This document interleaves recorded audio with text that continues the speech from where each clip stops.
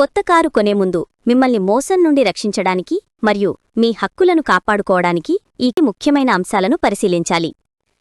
మీరు ఒక రక్షిత వినియోగదారుడు. కొత్త కారు కొనుగోలులో మీ హక్కులు వినియోగదారుల రక్షణ చట్టం అంటే కన్జ్యూమర్ ప్రొటెక్షన్ యాక్ట్ 2019 ద్వారా రక్షించబడతాయి.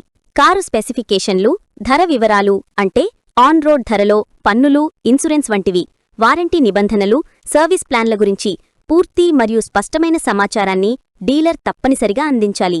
అనవసరమైన యాక్సెసరీస్, ఇన్సూరెన్స్ లేదా ఫైనాన్సింగ్ ప్యాకేజీలను డీలర్ మిమ్మల్ని బలవంతంగా కొనుగోలు చేయమని ఒత్తిడి చేయకూడదు. తయారీ లోపాలు లేని, భద్రతా ప్రమాణాలకు అనుగుణంగా ఉన్న వాహనాన్ని మీరు పొందాలి. కారులో లోపాలు లేదా డీలర్ నుండి అన్యాయమైన వాణిజ్య పద్ధతులు ఉంటే మీరు వినియోగదారుల ఫోరంలను ఆశ్రయించవచ్చు. మీరు చెల్లించే ప్రతి పైసాకు సంబంధించి మరియు కారుకు సంబంధించిన అన్ని చట్టబద్ధమైన పత్రాలు సరిగ్గా ఉన్నాయో లేదో చూసుకోవాలి. ఎక్స్షోరూమ్ ధర, రోడ్ ట్యాక్స్, రిజిస్ట్రేషన్ ఛార్జీలు, ఇన్సూరెన్స్ ప్రీమియం మరియు ఇతర ఛార్జీల వివరాలను విడిగా పరిశీలించండి. కారు డెలివరీ తీసుకునేటప్పుడు మీరు చెల్లించిన మొత్తాన్ని స్పష్టంగా పేర్కొన్న అసలు ఇన్వాయిస్ పొందండి. డీలర్ జారీ చేసే ఈ పత్రం తప్పనిసరి. తయారీదారు జారీ చేసే ఈ పత్రం కారు భద్రతా నిబంధనలకు అనుగుణంగా ఉందని ధృవీకరిస్తుంది.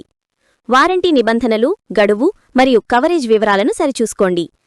కారు డెలివరీ తీసుకునే ముందు చెక్లిస్ట్ తయారు చేసుకోవడం ముఖ్యం.